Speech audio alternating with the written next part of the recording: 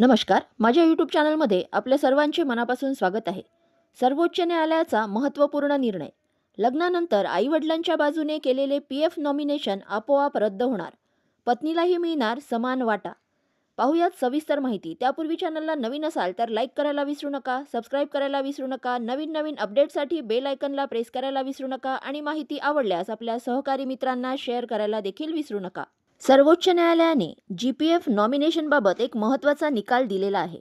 कर्मचाऱ्याने लग्न करण्यापूर्वी जर पालकांच्या नावावर नॉमिनेशन केले असेल तर विवाहानंतर ते नॉमिनेशन आपोआप संपुष्टात येईल आणि जी-पी-एफची रक्कम पत्नी आणि आईवडील यांच्यात समान वाटली जाईल.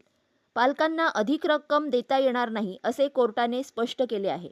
सर्वोच्च न्यायालयाच्या निरीक्षणात आल्यानंतर हा निर्णय घेतल्याचे लक्षात आले आहे.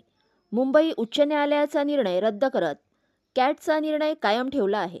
खंडपीठाने स्पष्ट केले की एकदा कर्मचाऱ्याचा विवाह झाल्यानंतर कुटुंब तयार झाल्यावर पूर्वी केलेले नॉमिनेशन आपोआप अवैध ठरल्या जाईल. नियमानुसार पत्नी व आईवडील यांच्यात समान रक्कम वाटली जाईल.